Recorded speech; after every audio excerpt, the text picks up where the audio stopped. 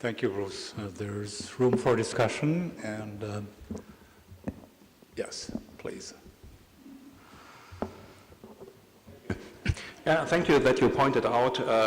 I think the most dangerous risk what we are facing with AI currently, which is the large deployment of unripe technology for debatable objectives, accepting a huge amount of collateral damage. This is the single most the most important risk we are facing today with AI. And you pointed out a road for mitigating that risk by co-evolution. However, I wonder if there is not a possibility cutting the corners, just using consequently AI as a tool. So with human in command, even in terms where we stay on the loop, not in the decision process, but as a delegated decision process. But we really, as a society, and this is why I emphasized earlier, that society should take command and define the rules we are having, because we do not have the time for co-evolution. It will take too long, and those systems are deployed now. And they are deployed now with a very unripe technology, and as an engineer, I see a huge risk here. So I think developing, taking back control as society and really implementing the rules, extending that to military would perhaps be a faster pace. I'm totally with you on that, and that co-evolution as a process takes a long time. It's going to be interesting to see how regulatory processes work. You know, today, you can buy all of the technologies to develop your own AI system from NVIDIA, you know, anybody in the world. And you can do that for a relatively low cost. You can get all of the algorithms for free online. You can, you know, OpenAI, the OpenAI Gym, Keras, there's a bunch of tools. TensorFlow, they're all publicly available for free. There is no barrier. You can get free training for how to use those. Doesn't matter what your what your use case is. So you could be a terrorist who decides, I'm going to destroy the financial markets, and you have access to all those tools today. So in some ways, I wonder if that's, you know, that train may have left the station. And it's going to be a very challenging thing to say, oh, we're going to regulate the uses of artificial intelligence when it's everywhere now. Yeah. Okay. Plus, there are other questions, of course, of scale and speed. Yeah. Marcus. Yeah, thank you very much. Terrific. I agree, I think, with entirely with the vision, and also where we had a conversation about this, and I think we also have much more agreement, Paolo and I, on where the ethics kicks in. And so I just want to say that in a recent book, The Meaning of Thought, I think I endorse the vision. You mentioned the mirror picture. I found that very helpful. So I think of, so here's a proposal, and I just want to understand if you would accept this as an additional comment or way of rephrasing some, you know, element in your way of thinking about this. So I propose to think of AI systems as thought models. So what we do with an AI system, we propose a model for how we think, right? And therefore ought to think and so forth. So we get to know ourselves better with AI. That's why the origin of AI is, of course, logics, right? I mean, without the history of logics, you know, and its symbolization in the 19th century, we wouldn't have AI today, right? Plus, there's, of course, evolution of just hardware technology and so forth. So I entirely agree with this mirror picture, and I think what you call co-evolution can be a meaningful model. So all I want to know at this stage is if you would think of co-evolution really, you know, so we have a theory of how this co-evolution works.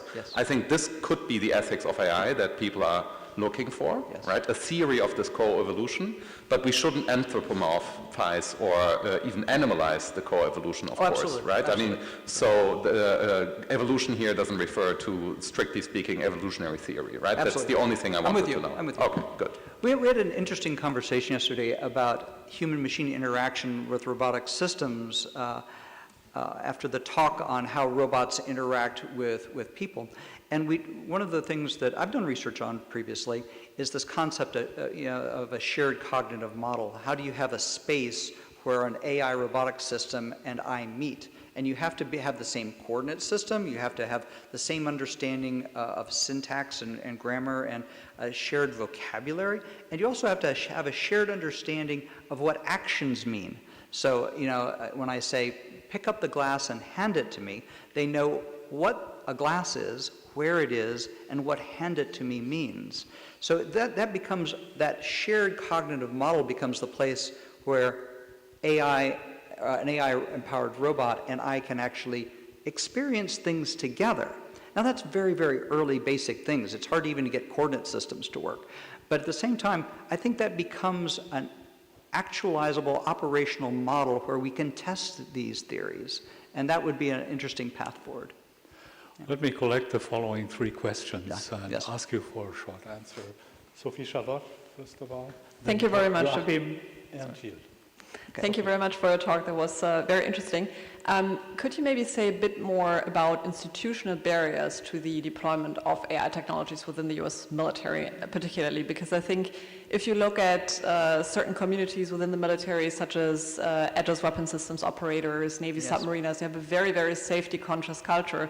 So I think there could also really be institutional barriers that sort of push back against this increasing deployment of AI systems that are not properly tested and cannot be validated. So I was wondering whether you could say a bit more about that. I absolutely can. One of the other things I do. Excuse me, Bruce. Sorry. Let's Not collect responding. Okay. Collect the questions to make it more efficient. My question is, what battlefield? What battlefield? I think of the war in South Sudan, the conflict between herders and farmers in Nigeria, which in the last 5 years killed more than 10,000 people, East Congo, etc. Battlefields in quotation mark where terrorizing and killing civilian population is purpose and instrument. Yes.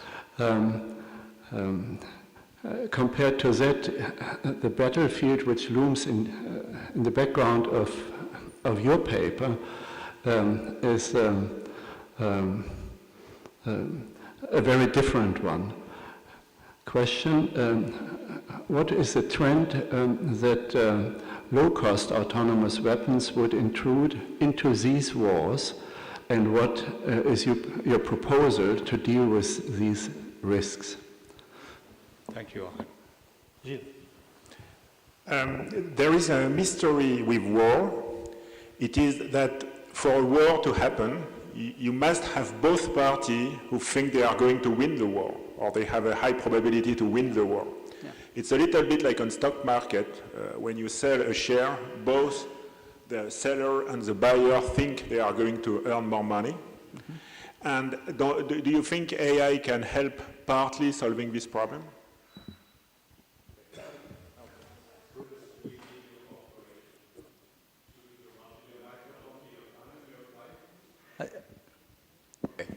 A multidimensionality of questions, but Yes. Please be brief. How much time do I have? Oh, okay. So let me answer a couple of these because I think they're excellent questions. The institutional barriers is that there are many. And the institutional barriers are everything from an aversion to change and insertion of new technology. I serve on the U.S. Army Science Board. So I've been there for 7 years, and I've seen, that the Army at some level wants the new thing, but at the same time fears the new thing. And so there are huge challenges, both from a technology point of view. Also, the Army's use cases are much harder than self-driving cars, because it's not a constrained, environment. It's even worse than the pedestrians, because you have people who are intentionally trying to deceive you or, change the shape of the battlefield. So I think that now, having said that, the U.S. and other militaries around the world are spending billions to trillions of dollars to develop AI-empowered robotic systems. So there's this disconnect between what's, where the money is going and where the technology is, and the societal and social readiness, even within the armed forces, to be able to handle that. And I think that those things are going to become apparent in the next few years. Now, the types of battlefields is that, yes, I think that a lot of people default to major military force-on-force, Eastern Europe kinds of scenarios, but the low barrier to entry for these technologies means that anybody can put a claymore or a bomb on a relatively low-cost UAV or a swarm of those and have disproportionate effects. So that's one of the things that makes these things so scary, is that if you wanted to use these systems to kill a bunch of unarmed farmers, you could do that very effectively and efficiently, and that's a terrible thing. So I think that the proliferation is problematic. The increased lethality is hugely problematic. There are systems that target off of smartphones. They detect, where you are, and then they can go and they can shoot you. So these are highly problematic things, and they're becoming more lethal, not less lethal. So I think that I don't have I think that investments of counter UAVs, how do you counter these systems? How do you bring them out of the sky or stop them on the ground? How do you protect civilian populations from, from being controlled by these systems?